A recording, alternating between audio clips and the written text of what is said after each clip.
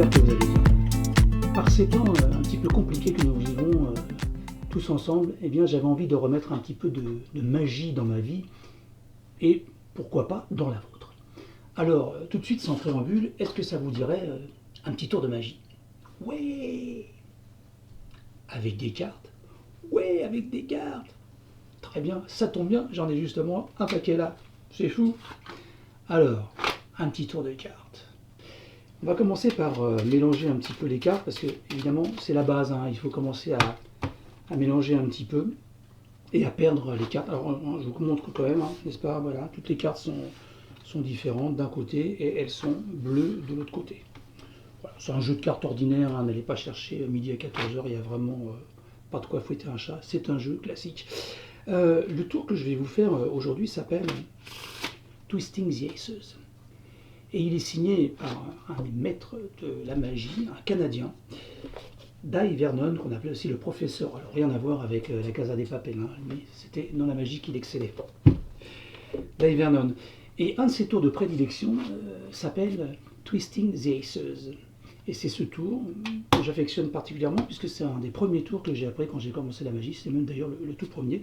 Et c'est pour ça que j'avais envie de commencer par celui-là. Alors vous avez compris, c'est un tour qui se fait avec des as. Hein, parce qu'évidemment, il va falloir retrouver les as qui sont perdus dans le paquet. Et pour ce faire, eh bien, il faut aller tripoter encore un petit peu, mettre les mains là-dedans, comme on dit. Et puis essayer de retrouver où sont les cartes qui sont perdues. Alors là, pour l'instant, j'en ai retrouvé deux. J'ai du bol, hein, c'est-à-dire qu'ils n'étaient pas très loin non plus. On va essayer de trouver le troisième qui doit être quelque part par là, le voilà. Voilà. Et alors le quatrième, c'est l'as de pique. L'as de pique, il est un peu mal parce que il a un plus gros pic. Vous voyez, c'est pour l'aider. Faut monter un petit peu l'horloge comme ça et hop, automatiquement, on a l'as de pique qui remonte. Voilà. Si, c'est vraiment l'as de pique. Voilà. Que vous avez mal vu, c'est normal. Alors, maintenant, le tour lui-même, Twisting the Aces, la danse des As. Eh bien écoutez, voilà, j'ai extrait 4 As de mon jeu, n'est-ce pas? 1, 2, 3, 4, il n'y en a vraiment que 4, hein. Il n'y a aucune triche, c'est vraiment 4 As et 4 As différents. Et on va les mélanger un petit peu, voilà. Vous, quand vous êtes chez vous et que vous retournez un As, bien vous faites ceci, n'est-ce pas? Retourner un as tout bêtement, ou alors vous retournez le paquet, comme ceci. Bon, ça ne sera pas à grand chose, mais bon, ça peut être amusant. Nous, les magiciens, quand nous voulons retourner un as, nous le faisons magiquement. C'est-à-dire que nous allons prendre le paquet comme ceci, faire une espèce de torsion, un twisting the aces, la torsion des as, et là, à ce moment-là, se retourne tout seul dans le jeu. Je vous montre ça tout de suite en musique. Attention, c'est parti.